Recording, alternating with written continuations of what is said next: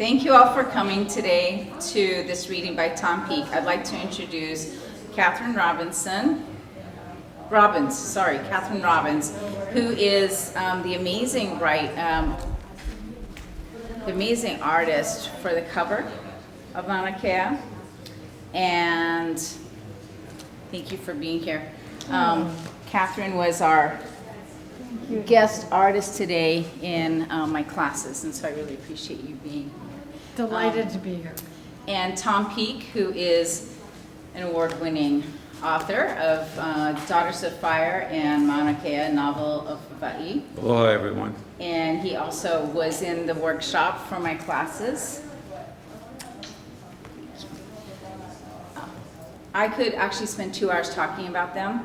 They have websites, and I would like you to go to their websites, Tom Peake and Catherine Robbins, and find out more information. I know there's videos of interviews with Tom, and I invite you to ask questions of Tom afterwards, and also Catherine, if you have questions about the art. Thank you so much for being here. It's such a pleasure and such an honor to have you both here. Yeah. For us too. Thank you, Desi Poteet, and also Ellie Seaton, who's the librarian here. Just delighted to be over here on the windward side of Oahu, coming from, it's very different, beautiful tropical weather from Volcano, which is often very cold and rainy.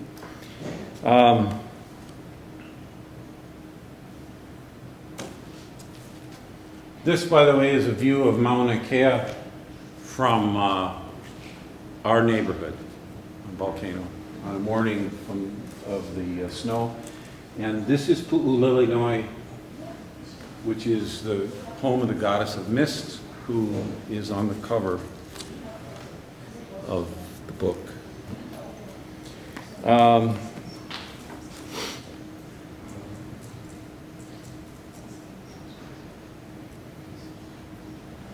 Mahalo to Ellie and to Windward Community College and the library for hosting us in this beautiful room. So, let me tell you a little bit about the novel. At one level, it's a page-turning adventure with romance, suspense, magical realism, Native Hawaiian culture and spirituality, political intrigue, what may be a murder, all while a hurricane is approaching the island. At another level, it's an honest, revealing book about today's Hawaii, a journey into the deeper beauty and the often hidden turmoil of America's 50th state. But at its core, it's a timely tale that illuminates the power of aloha in an age of polarization and violence.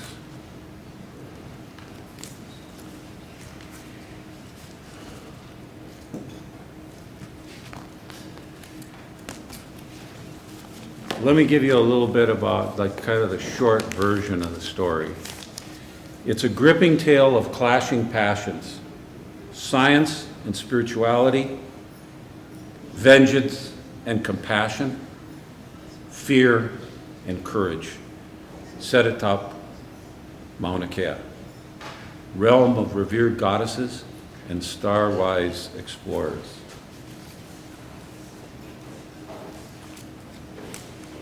It has pen and ink illustrations on the inside. This is very old-fashioned. You know, some of you who are older in the audience will remember that this was kind of standard in books like done by Mark Twain, Joseph Conrad, Herman Melville. These are pen and ink drawings done by one of America's leading nature artists who I worked with on exhibits at Hawaii Volcanoes National Park. As an example, well, there's John. John now lives in Hilo, actually. John read the novel. He loves novels. He reads all kinds of novels. He read the novel and produced this. I asked him for a map and he produced this bird's eye view of Mauna Kea. All of the animals you see in here are going to play a role in the tale. Well, the cover was done by Catherine, who you just met. This is Catherine near Lake Waiawa on the mountain. And here's the original piece of artwork, the cover. The interesting thing is, it was my literary agent who said, we're going to have a meeting with the publisher in Connecticut. They want to see paintings and photography of Mauna Kea, but put in some of your wife's paintings too.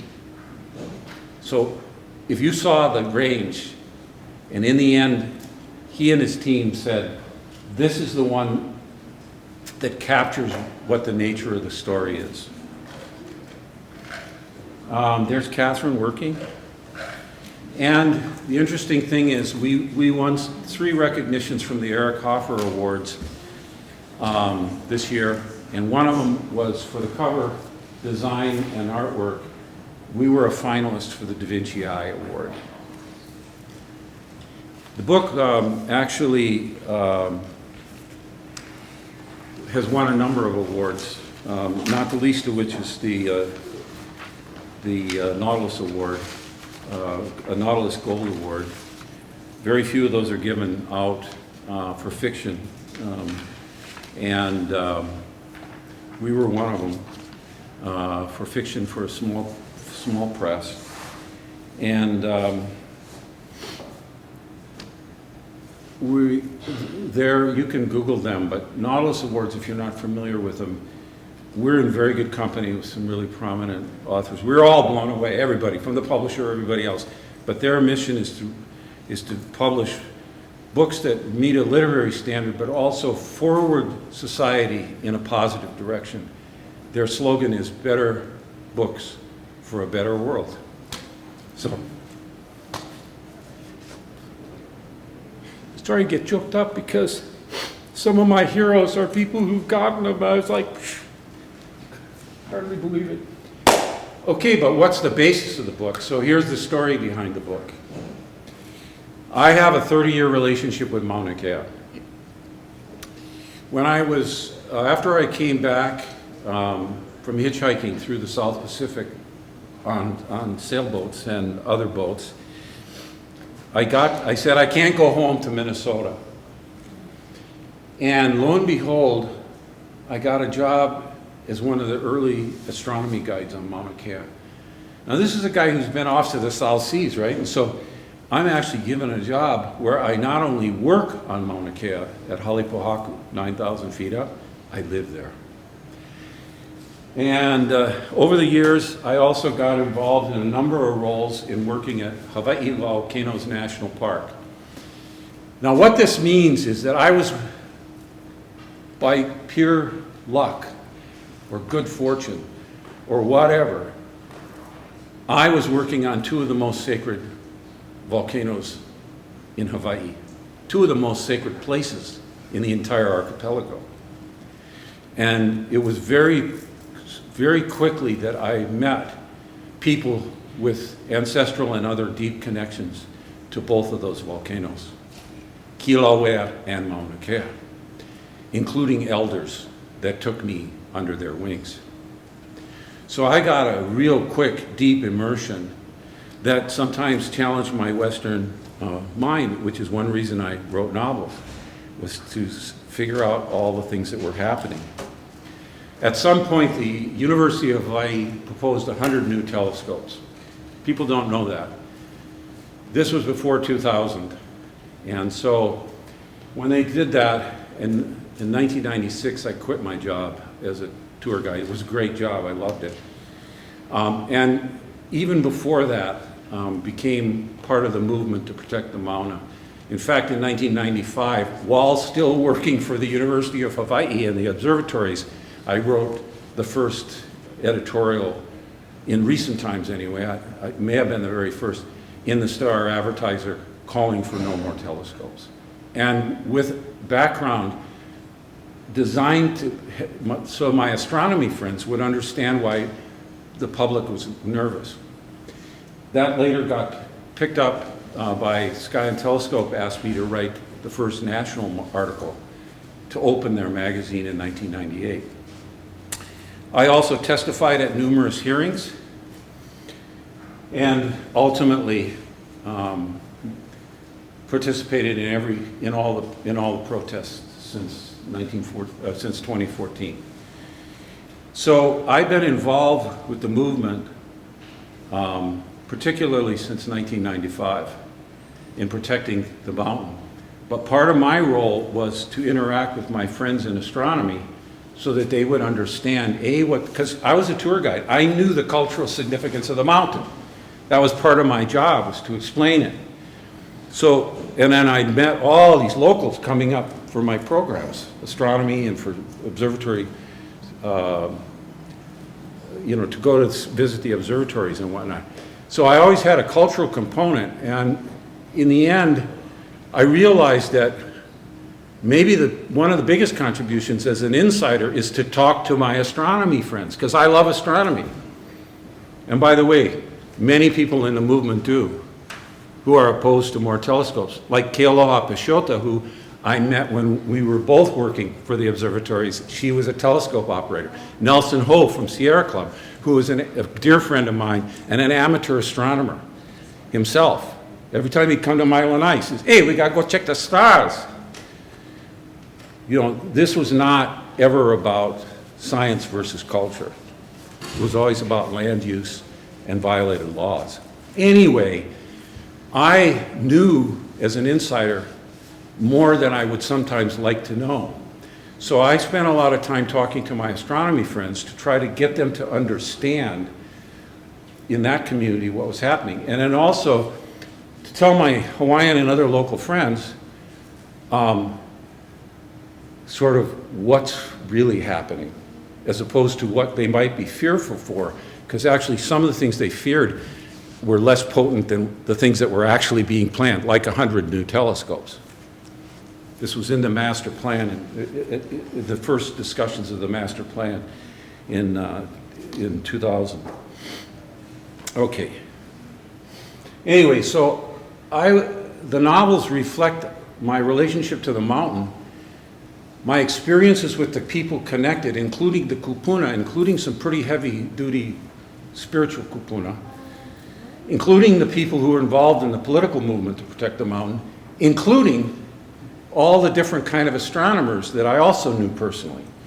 And so anybody is going to learn a lot about it, but it's not a teaching book. It's a great story. Wait till you meet all the different characters, the Native Hawaiians, actually the core of it are the Native Hawaiians and the locals, and there's a whole set of astronomers who represent the whole array.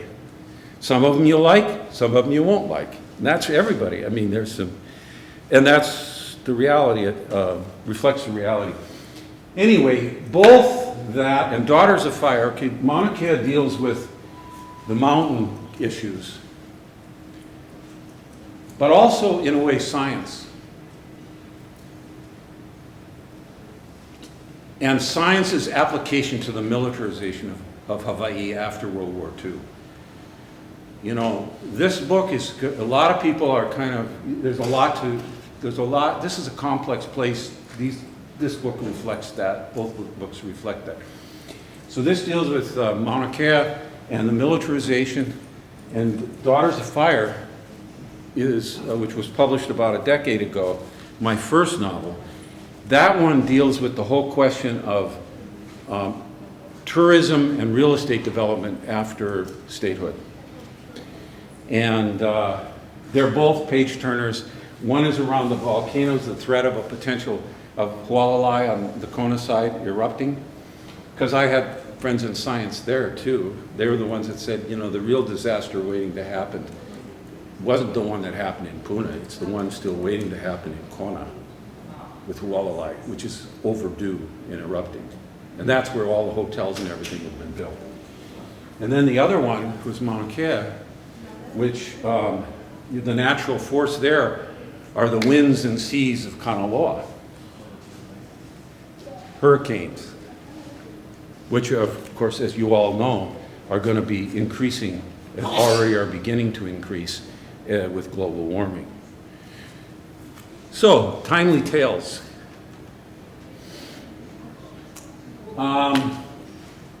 Everything I've learned and that's reflected in the book is what I learned from my Hawaiian and local friends. And so the dedication to Daughters of Fire is mahalo nui loa to the Polynesians of Hawaii and the South Seas, whose guileless open hearts restored my shaken faith in human nature.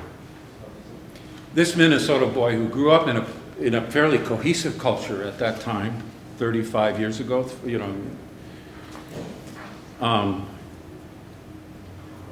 came here and found people that restored his faith. And I joined that inquiry, and one of the ways you inquire is, if you're a writer, your habit is to write a story, to illuminate it for yourself and then ultimately for others.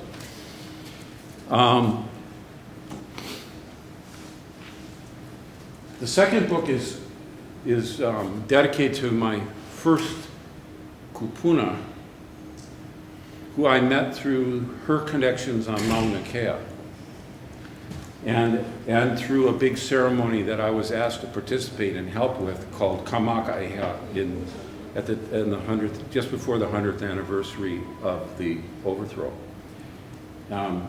For Auntie Lena Ala Apiki Mukord and her ohana, and to the other Native Hawaiians whose commitment to aloha is inspired and protected by the extraordinary mountain, Mauna Kea. I hope you enjoy the tale, and I just heard that the library has copies coming.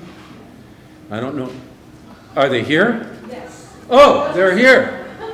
Good, we'll sign those. Don't let me leave without signing them. And also, I have, my wife Catherine Robbins is going to be selling copies. We shipped some over for this reading. And if you want me to sign those, and remember, the holidays are coming up. So if you know fiction writers who want a page turner, but not a dumb page turner, it's something with a little, or that tells about where you live. Anyway, they're here. And I can sign those at some point. Okay. Sorry for getting a little emotional. Maybe part of the explanation is we're already meeting people from this place. Because we were teaching students, young people in Desi Poteet's classes. And we were doing writing together. So we had already an intimate connection with the people that are here, and it was a fantastic vibe. So I feel a little bit connected, even maybe too much. Anyway, so let me read. How about any questions before I have a couple of excerpts, 2 or 3 excerpts, short, that I can read. Would you like to? Should I do that and then take questions? Okay.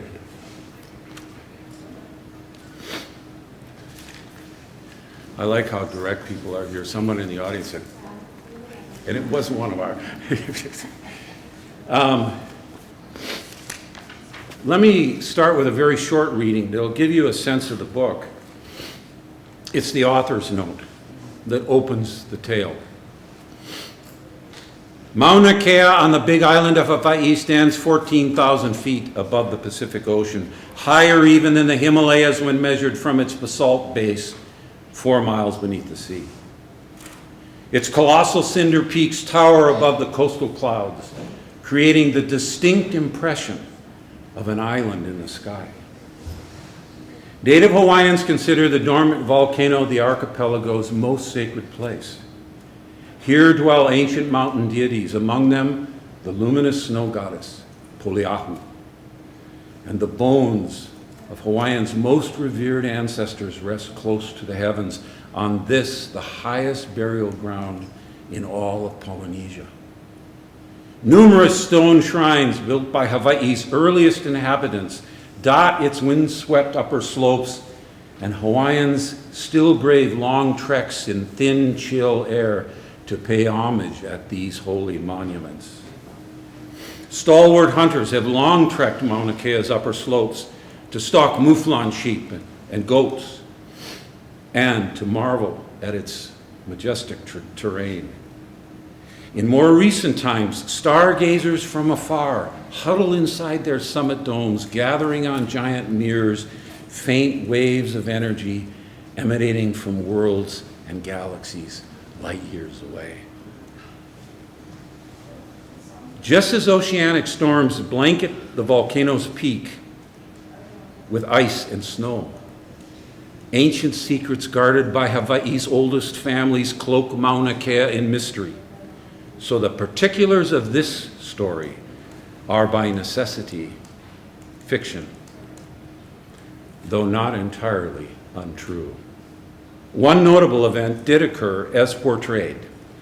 3 men died in a fire while building the Japanese Subaru telescope, and islanders widely believed some grave offense on the mountain had caused the tragedy.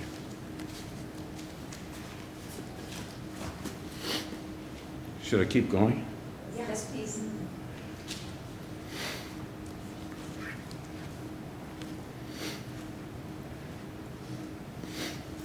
So I thought, you know, you're going to meet this young vagabond at the beginning, excuse me. But really the core characters are Auntie Moana and Uncle Moses. And so I decided I'd read a little short introduction of the first time Eric meets the kupuna. This is from chapter 1, called The Crazy Woman of Keaukaha. This is the chapter where our protagonist, Eric Peterson, the disillusioned South Seas vagabond, now working on Mauna Kea as a cook at the astronomer's base camp, finally meets Auntie Moana Kuahivi, a kaula, an oracle, who lives in the makeshift Hawaiian village next to Eric's dumpy rented trailer in Keaukaha. Eric has often noticed the elder in the village tea patch a few feet from his trailer and always felt unnerved. But his local haole buddy, Freddie Hartwig, the base camp handyman, is determined to introduce Eric to the potent elder because Freddie believes that Auntie Moana can heal Eric's seared heart. There's going to be a mention of the elderly base camp manager, Uncle Moses Kawa'a Loa. Both young men love this guy, and so he's briefly mentioned. And Auntie Moana and Uncle Moses become, as the tale goes on, they become the central characters of the novel. And there's a picture. Or maybe I showed a picture after. Remind me, okay, Desi, to show the illustration of this scene after I read it. Okay, it's shortly after sunrise, and Eric and Freddie have just walked through this sort of makeshift Hawaiian village in Keaukaha. In a tiny protected cove at the waterfront's far edge, a broad-faced old woman sat in the water up to her neck, her long white hair splayed on the surface like a fishing net. It was that odd woman who always smiled at Eric from the tea patch next door to his trailer. She was gazing out to sea with a peculiar smile, talking on and on as if in conversation with some unseen companion.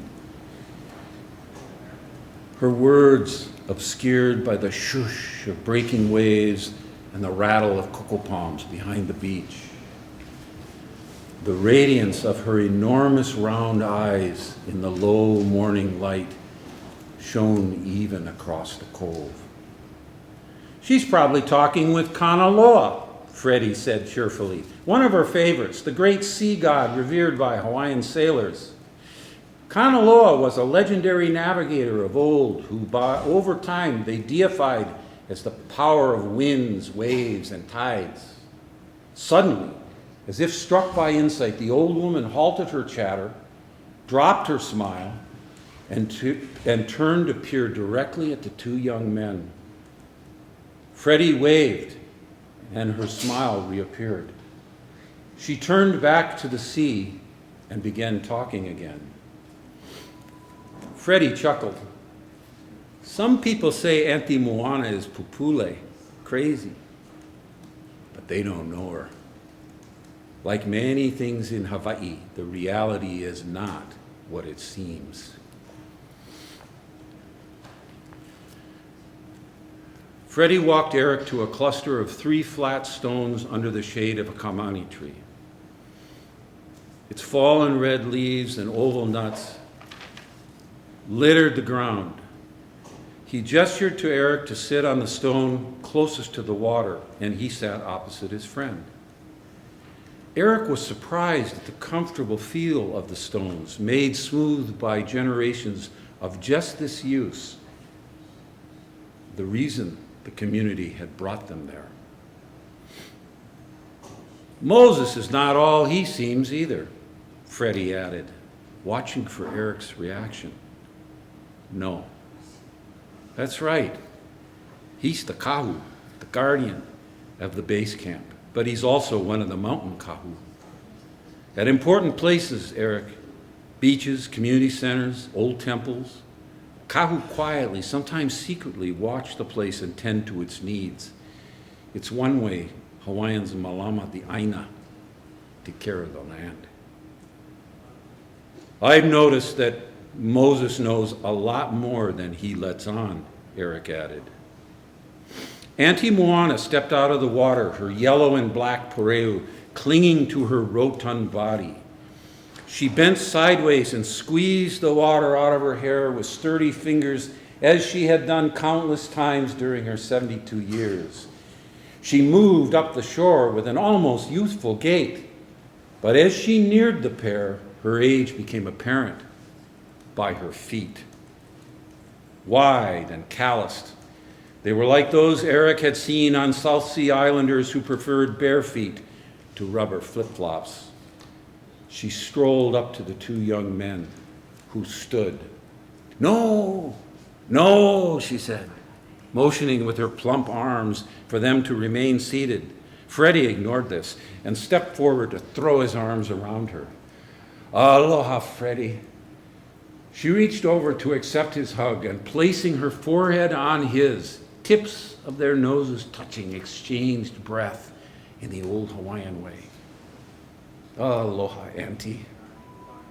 After sharing their honi, but still clasping each other, Freddie said, Eric, or Auntie, this is Eric. Aloha, Eric, she said, leaning forward to encourage his hug. She responded stiffly. He responded. Let me start over. After sharing their honi, but still clasping each other, Freddie said, Auntie, this is Eric. Aloha, Eric, she said, leaning forward to encourage his hug. He responded stiffly, surprised when she placed a soft kiss on his cheek. Although she had just stepped out of the cool water, Auntie Moana's body was warm. Well, she said, peering into Eric's dark blue eyes, you've finally come to see me. Eric flushed, and beads of sweat welled up on his brow. Picture. Oh.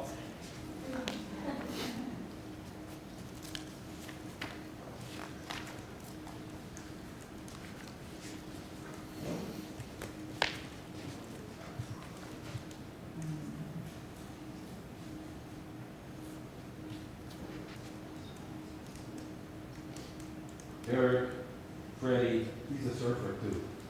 A regular down at Mauna Kea. Moana.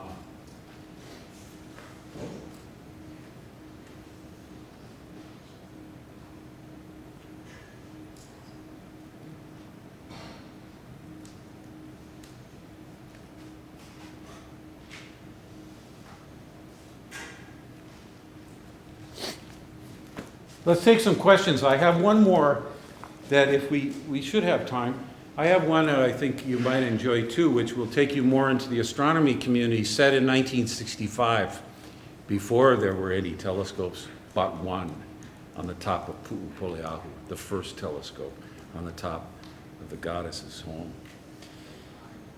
Thank you for coming. Take care. Aloha. Let's take some questions. You got to be less shy than the students I just talked to in her class. Yes, go ahead. What is the status of the telescopes now? Is there any new construction that's moving forward? No. It's very likely that TMT is dead for Mauna Kea. I don't want to go into a lot of details, but they're not going to have the money. Once the National Science Foundation realized that they could only fund one of two giant telescopes that the American scientific community has put on their decadal survey list, those two priority telescopes, there's only money for one. The TMT has so many problems. I think they've got only one mirror made, but the other telescope is down to they're down to their last. They're already building it. The technology's been pretty much together. That's the other American telescope called the Giant Magellan. So in that competition, the astronomers, the American astronomers would have to be irrational to choose the TMT because there's all these problems. They don't even have a site. They don't have a lease, a long-term lease. There's still some technical problems with the telescope that have to be worked out. There's a huge public opposition. It's just not happening. I mean, as someone who's watched this and watched all the permutations, that's a pretty realistic assessment. And if astronomers are optimistic or others who are supportive, it's kind of a wishful thinking at this point. That decision was made just within the last 4 or 5 months. The decision by the National Science Board telling the National Science Foundation, we have only enough money for you guys to choose one.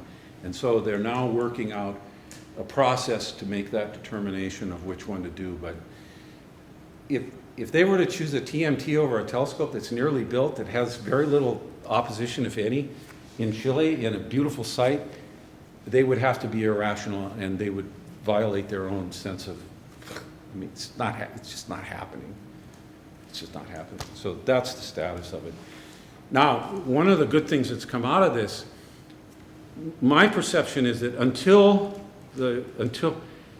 I'm the kind of guy that prefers to see things handled in hearings and rational policymakers, and if necessary in courts. After the Hawaiians and other locals followed all those protocols, it was, and laws continued to be violated, and even the state Supreme Court actually it was clear that they had started to change direction under political pressure. Once that happened, that's when the people took over started standing in front of the roads, taking over the roads. And the interesting thing is that once that happened, the political structure in Hawaii realized that they actually were going to have to somehow have more authentic participation. Now, for all the years I've been involved, there's been a lot of lip service, but it's all been hypocrisy in my view, with the exception of a few astronomers who I think from the beginning really tried genuinely, but as a group, it was all just PR. That started to change after they didn't get their telescope. And then the legislature made a move and created that stewardship committee that is not an alternative process. We're getting too deep in the woods, but we can talk about that afterwards if you're interested, because Native Hawaiians originally, Kealoha, Pashota, Paul Nevis, these guys originally proposed a separate stewardship 30 years ago, or 25 years ago, or whatever it was, and nobody was interested, certainly not the University of Hawaii. and nobody in the legislature. They only brought it up and created that after they couldn't get the telescope. And then what they did is totally contaminated the original idea. So they had the PR thing, hey, we've got a stewardship committee, and there's only a handful of Hawaiians that are on it, and including some Hawaiians that might be compromised in terms of their own aspirations. So that thing is still better than anything we've had, but it's certainly not what was originally proposed. And for that reason, OHA is suing, because in every concept, they are one of the right holders by law that should have been involved. So anyway, it was another mistake made by the political establishment that only exacerbates the likelihood that the telescope could have been built or that any genuine compromise could have occurred. Because, you know, people in Hawaii are not unlike people I know in Minnesota. They smell a rat. You know, they're not easily swayed by PR. In fact, you never want to do it because I was a PR guy for the observatories. I mean, I was the guy that they came and saw, they came on my tours. If they caught me in some kind of a PR thing, that's why I had to resign. And my boss fully supported. You tell them exactly what it is and what the, right? So getting back to your question, I don't think it's going to happen. And I think the sad thing for me is that this could have been different in some ways. I don't know about whether the telescope would get built, but there was now the relationship between the local people, not just Hawaiians, the local people and the astronomers is not what it used to be. And I actually personally warned the chairman of the TMT committee, Chancellor Yang, and the president of, because I was in their community. I could tell them, as long as you keep pushing this TMT thing, you're going to just poison the whole Big Island community, which is exactly what happened. But they were too ambitious to listen to any advice. That was back in the early 2000s that I had that conversation. And I wasn't the only one telling them that. Like, you know, you're really going to sacrifice our relationship for one California telescope? A relationship that had been built up with the British and the French and the Canadians, and you see what I mean? But the Americans are very ambitious, you know. They're very ambitious. Now, let's bring it back to the novel. You're going to meet a whole array of astronomers that include the worst case of that, but also the case of the kind of people that could have made a difference. In fact, you may, I don't want to give away too much, but you may actually see a scenario. This is set on the next generation of telescope is a 60 meter. That's what the TMT is a prototype for a 60 to 100 meter telescope. That's why they want to retain the same site. They won't commit to the last telescope because the next telescope is 60 to 100 meters. That's the storyline. So that way I have literary freedom to create all new characters rather than try to do a historical novel of the protest with actual characters, right? And this is one of the powers of the book because it also gives you a scenario of how it might have worked out had the American astronomers paid attention. This is not like, there's no diatribe in here. There are going to be hard truths for everybody to listen to because I saw it all. And I happened to be a writer, and I was there with intimate connections. You know, I wasn't a guy who showed up and said, "Oh, this is, hey, here's like the guy, like the book that we just got published by, what's his name, the dead. It's called Eruption. You've all heard about it. Probably the best-selling guy. Patterson. James Patterson. And Andromeda Strain, help me, librarian. Oh, Michael Crichton, yeah. His wife got her to write a story, and you know, my agent called me. He says, "Bruh, you got to tell him. This is the one that actually tells how that happens." Except it's, you know, because there's a Mauna Loa eruption, you know, potential Mauna Loa eruption, potential core, And the problem with his book is one of the local, as the Wall Street Journal said, there's enough culture in here about equivalent, enough Native Hawaiian culture in Crichton and Patterson's book to, how did they put it? About like a plastic lei that you buy at the airport. That's insulting. These books were not that way. I needed to write these books in order to process experiences I was having myself, especially with my kupunas.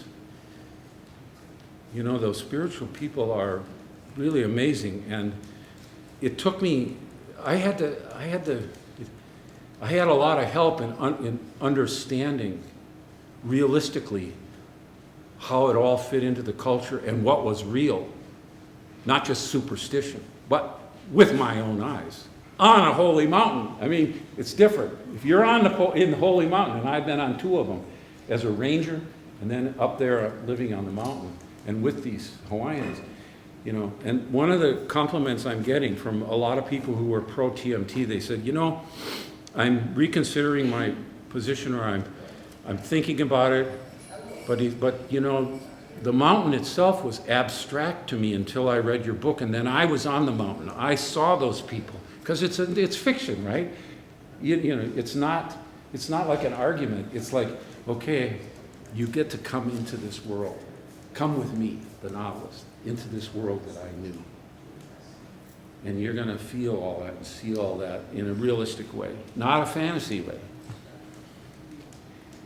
Anyway, sorry, long question. Started with your question about the TMT, but since we're part of the university system, this is the time to get the university to be a little bit more realistic going down the road and to learn from this very terrible experience for the university. In fact, there's a good chance, and for California, I think if they don't get the money, that may actually be the end of the telescope anywhere.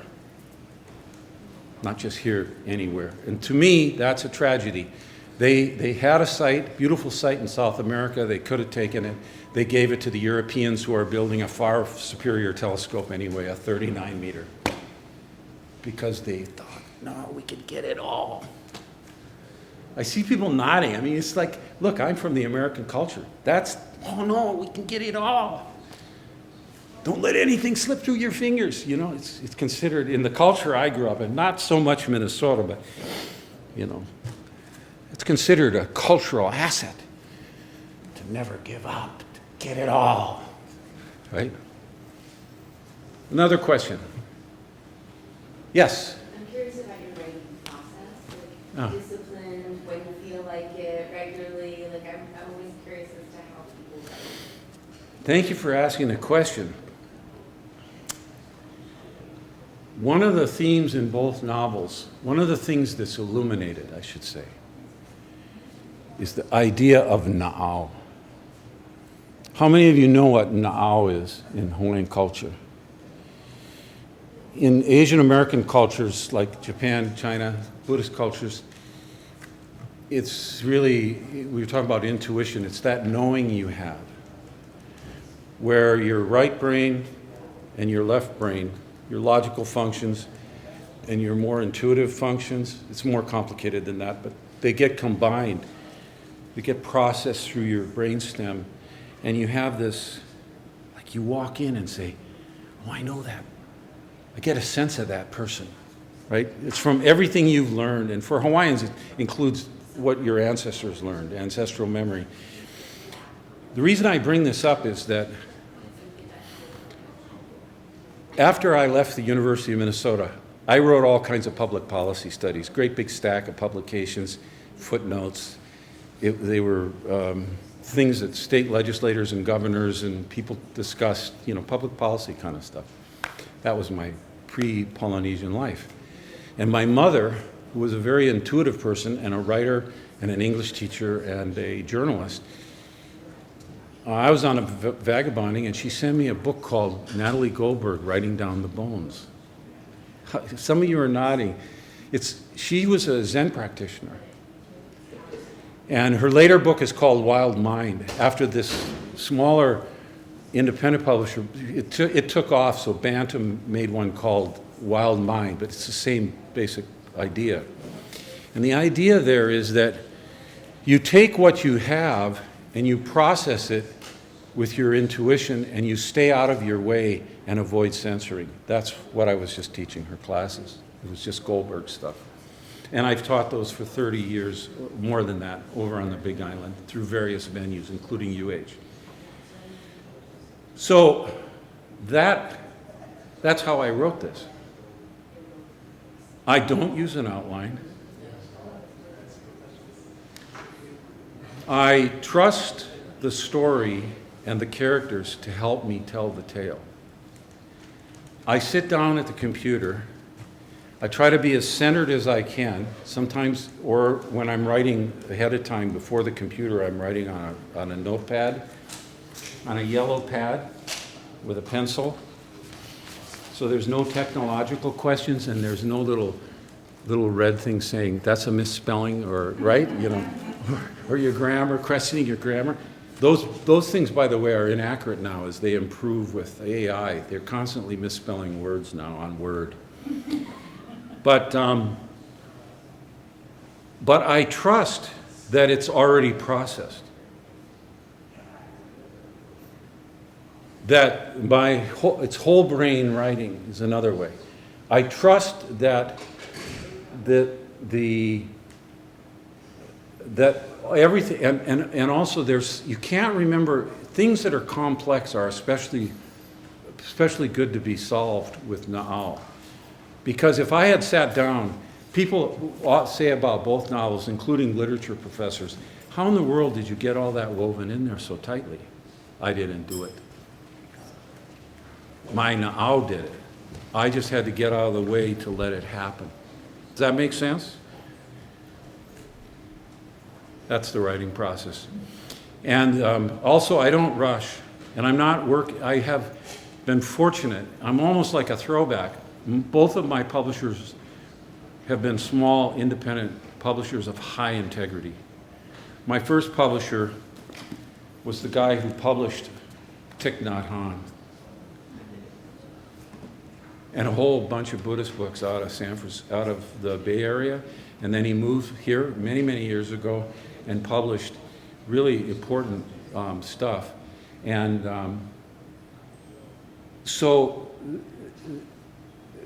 these, anyway, high integrity publishers who aren't asking me, well, you got to have the next book in 2 years or 1 year, right? That's very unfair to writers who are trying to move beyond the standard thing. Thanks for the question. Yes? So my question, I understand you being, in that presence as you write, in your processes, you're just flowing and you don't stop until you reach the end. Right.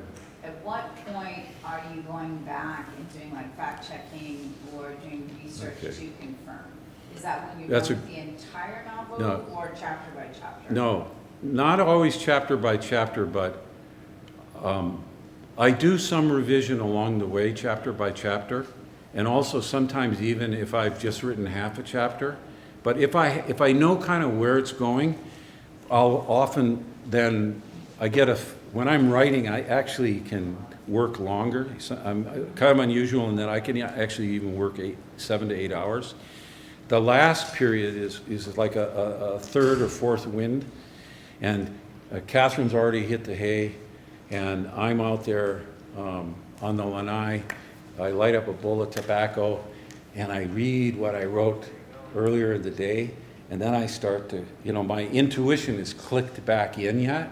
In other words, in a kind of an open way, not a, well, let's see, what do I have to fix? Not like that, more like just reading it like a reader. And then I get all these ideas and then I revise. So that's the sort of short-term revision. Then as I get a body of that, I'll actually, but I don't, let's put it this way, I don't begin the really serious revision.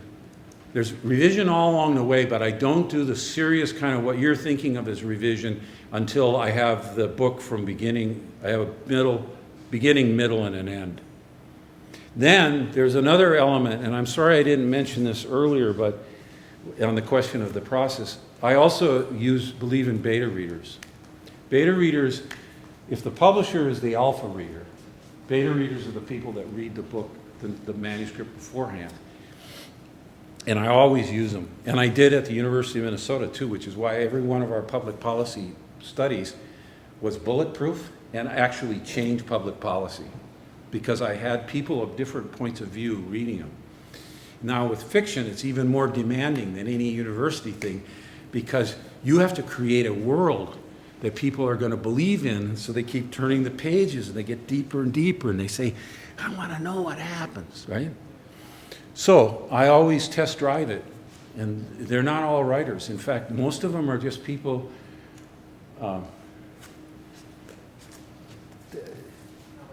The first reader was my kupuna, read this, when it was like 1,000 pages. She read it almost immediately, and I thought, oh, there's something wrong. She says, no, in fact, when your book is published, I want you to give it to my whole family, which put a lot of pressure on me. I wasn't even sure I was going to pursue that. When the book was sort of sort of a middle stage, I gave it to my car mechanic, because he loves to read books like a lot of the, Tom Clancy and right. And he said, yeah, and he was keeping my car. He kept jury rigging my old car to keep me on the road.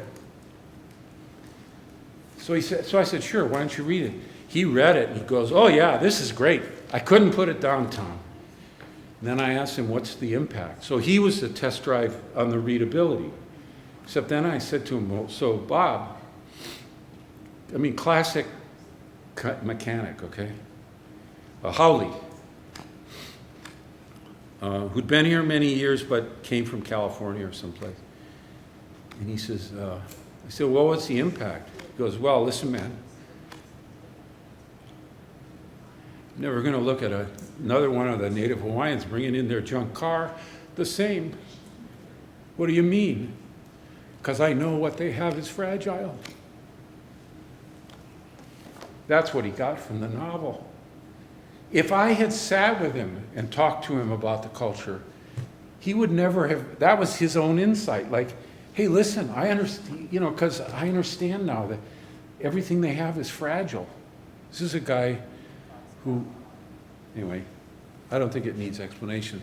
But that's part of it. So I use beta readers at every step, and in the case of, in this case, I forget how many there were, but in both cases there were at least 12 to 14 different readers before it went to publication.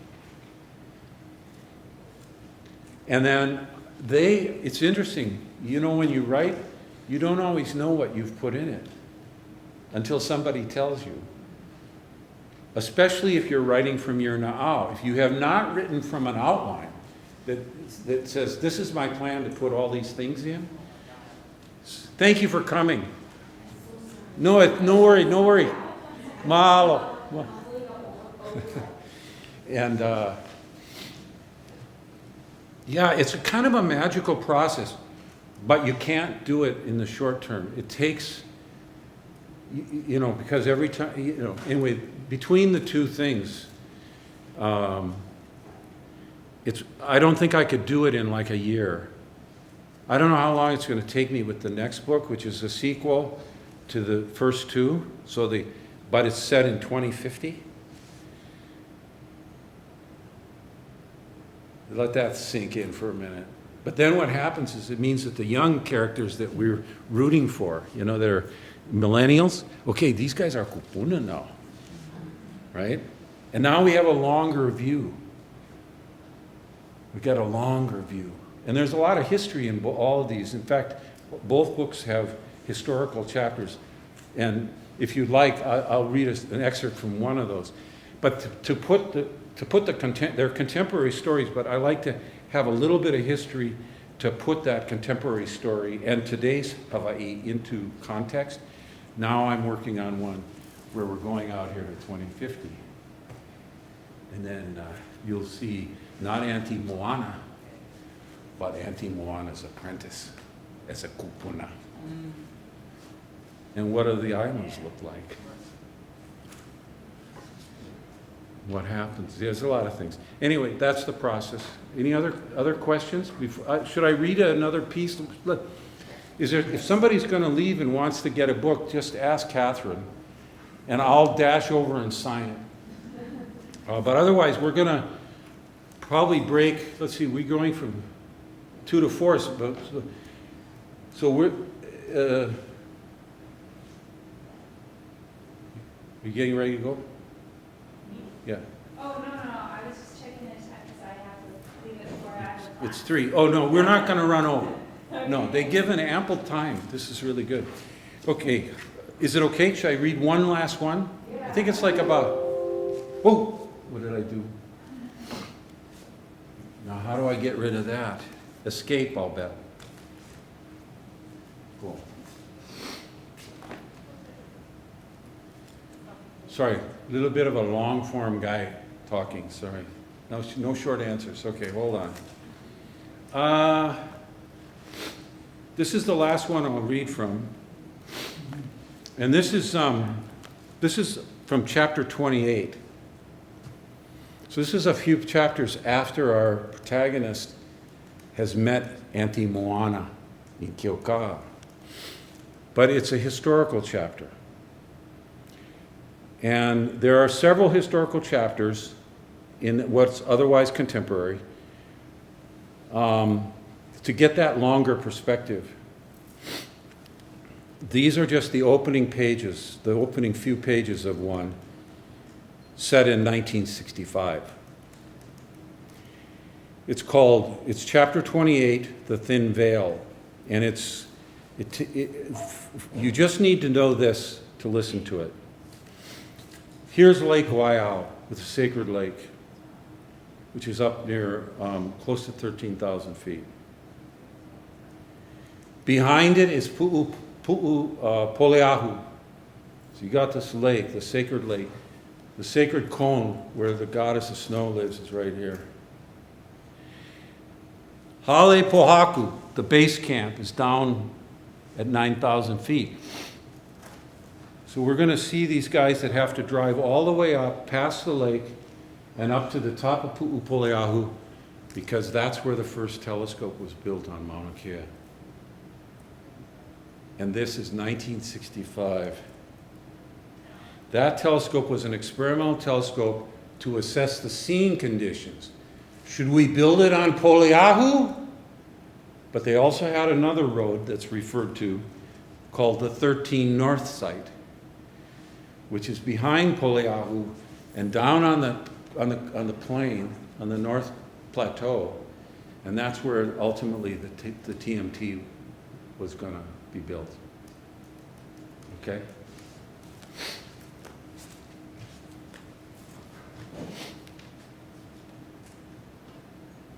Chapter 28, The Thin Veil. September 1965. 2 young men recuperated from the cold alpine night in a government surplus truck trailer, hauled 12,000 feet up Mauna Kea as a weatherproof shelter on the gentle slope above Pu'u Waiau. Usually they chatted, read magazines, and watched the clock for their next scheduled check on the mountain's very first telescope, built atop the cone of the snow goddess, Poleahu. But that night, strange sounds had them spooked. Both local boys from Honolulu, a Chinese American and a Haole, they knew the dormant volcano was veiled in mystery and had even heard that spirits dwelt up there. They were also keenly aware that they were utterly alone.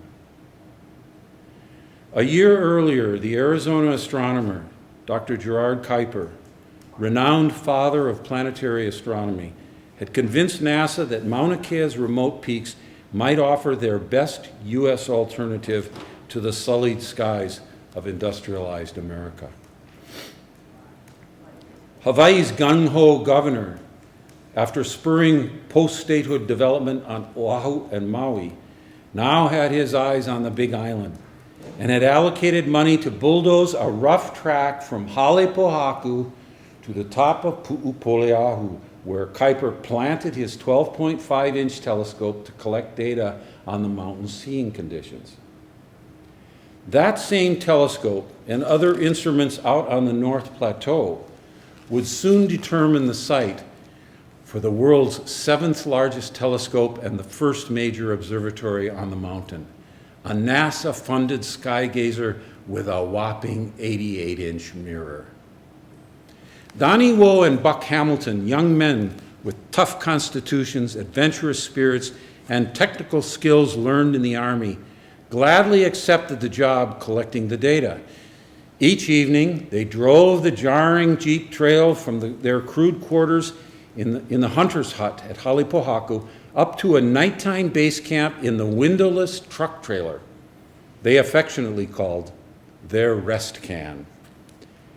The technical challenges of the job and the prospect of being part of an ambitious science quest more than offset the lonely isolation of the dormant volcano's vast upper slopes, at least until that night. 40-knot gusts transformed the 40-degree temperature near the lake into wind chills well below freezing, and cold air seeped in under the trailer's door and through the air vents. Woe and Hamilton warmed up on their bunks next to the propane heater. In a half hour, at midnight, they would drive the track up Pu'upoleahu and then out to the north, the 13 North site, to collect their data. Woe perused the latest Edmund Scientific as he replenished his ashtray with one cigarette after another. Hamilton consumed fig Newtons and black coffee. "What's that scratching sound?" Hamilton said, cocking an ear toward the trailer's door. Woe looked up from his catalog. "Sounds like a branch scraping against the trailer." It took a moment in the oxygen-lean air to remember that the highest trees on Mauna Kea stood 3,000 feet below them. They flashed each other puzzled looks. Again the scratching. Screech. "Maybe we should go look," Woe said indifferently, hiding back in his catalog. "You mean maybe I should go? You're the one who seems bothered by it." Hamilton was bothered. He'd worked on the mountain longer than Woe and knew that Hawaiians of old had rarely trekked as high as they were now. Hamilton was the guy who'd planted the root flags in front of the bulldozer that cut the trail. Each time the crew passed one of the mountain's many ancient stone shrines, he wondered how Hawaiians would feel had they known that Howleys were opening up a road to their revered mountaintop. He remembered feeling creepy at times, glancing over his shoulder with that distinct feeling of being watched. He also knew that one man had already lost his life opening up the mountain, crushed beneath his backhoe when its brakes mysteriously gave out, sending it pell-mell down the mountain into rocks off the half-cleared road. "Probably just wind," Hamilton suggested. "Yeah, wind," replied Woe.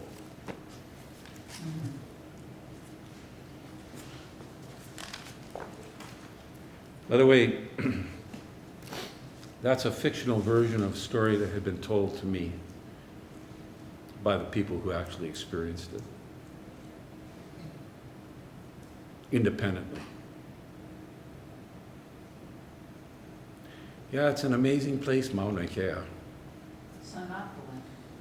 Pardon? So not the wind. Well, you got to read the book to find out. No. Yeah.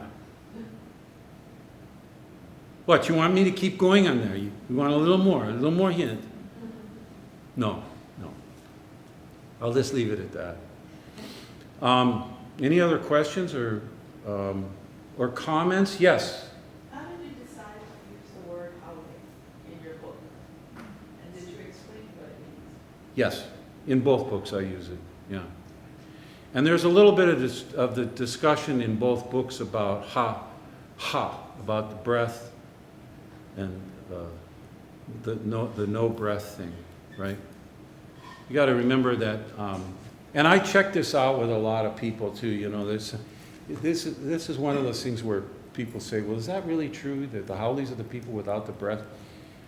But you know, you have to look at it in the context that if you're in a culture where the people come up and they just put their forehead and they share the breath, which is the whole concept of a universal breath, and then along comes the Westerners, and what do?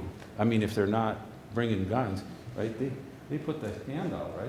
And it's like, what is that? I mean, it is a touch, though. You've got to give people credit. It is a touch. But it's a deeper concept, so it's touched on. But I'm glad you asked the question, because the question about breath and the universality of humans, regardless of where they come from, is at the core of both books. But I was a more mature writer when I did the Mauna Kea book, which is why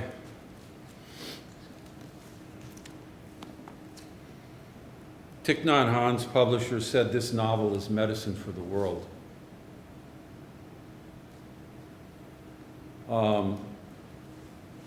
People have responded. There's been, you know, that this is a book that really does. People said, you know, you take us into both dark and light places, but in the end, at the end, you know, I was actually felt more optimistic about the world, even though I don't hold back any punches. But then I'm an old Minnesotan who was trained in a different way. And then when I came here, my kupuna, not just Auntie Lena Ala, but the other kupunas, they always said, one of the things that puzzled them about Americans is that they have this sort of aspiration for perfection or something, which makes them really flawed, because the world is both dark and light. And of course, if you're from an Asian American culture, that's, you know, yin and yang, and right, it's this idea that dark, and I remember when some of the Hawaiians that read this book, including my kupuna, said, what I like about it is you got the dark in there with the light. This is not an antiseptic book, because what my kupuna taught me is you cannot discern the light unless you understand the dark. And, you know, a real contrast, I don't know, I'm not going to get into politics, but, you know, if you watch an American debate for the presidency, it's like, I don't know, it's a weird kind of a thing, the way that Americans don't really like to see things realistically. It's not seen as a deficit in the culture or something, I don't know. But here, at least, or anyway, I will just say that these concepts of dark and light juxtaposed, they don't see Hawaii. One thing nobody has told me so far, hey, this is one dumb Howley book. Well, part of the reason is that I was here long enough to understand that this is a different culture, and that the romantic idea of Hawaii is not the case. In both books, you're going to be exposed to the time when Hawaii actually had slavery by Native Hawaiians. Well, they were Tahitians who had just gotten here and were building a new empire here. And Hawaiians have come up to me and they don't say, oh, bro, why'd you put in that stuff about the Tahitians coming and we had slavery and sacrifice? You put that stuff in, why? I never got it. Only from a couple of Howleys. Wannabe Hawaiian Howleys. No, the Hawaiians say, hey, oh no, that's part of our history. They're not trying to rewrite their history. No, you mean we had slavery in the United States? You know, that whole, it's, there's some kind of vitality in the culture that, and I see it in Asian American cultures too, that have the Asian American traditions. There's some kind of realism that says, look, let's look at all of this. Now, how does that relate to the breath? Well, what it does is, if the breath that we exchange when we put our forehead, and I assume if you've not ever done that, it's a really powerful effect, because it's acknowledging the humanity of the person that you're sharing the breath with, and they're doing yours. And we all know that we have flaws, but we're still doing it. And then we're sort of sanctifying the breath that is the universal breath, that some would say that's what Keokua, or the gods, or God, or the Great Spirit, or whatever you want. It's tying us all in a way. And I think those two concepts are illuminated through here, not as explicitly as I have done, because it's a tale. You see what I mean? But that was part of what I had to process. How come people different here? And why is it that that feels good to me? Without delusion and turning them into, turning the culture into some kind of cartoon of itself, right? Which is, this is the land of aloha, here, buy my soap, I mean, I can see why people are outraged by that. But when you walk away, don't think you're going to read a heavy book. Everybody loves the book. Most people can't put it down. It's a page turner. And the further you get into it, the more you understand. And even Howley's, even Kama'ainas who've lived here since the 60s have walked up to me and said, bro, I've been here like my whole life, essentially, since I was a teenager, and I learned some stuff about Hawaii that I didn't know. I'm no expert on it. I just processed what I saw because I had a lot of local friends. I'm sorry, I'm doing a tangential. Gee, like Trump. I'm weaving, sorry. Anyway, but it was, I hope, more cohesive than that. Other questions? Comments? Because we should sign books unless you have a burning question, and I'm happy to talk to anybody privately.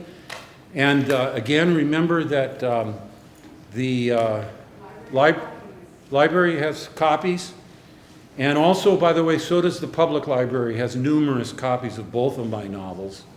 They even have ebooks.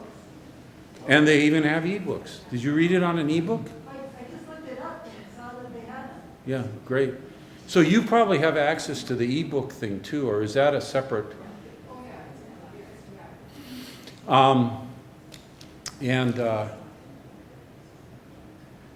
Anything else? Thank you for speaking. Well, thank you for having me. Mahalo.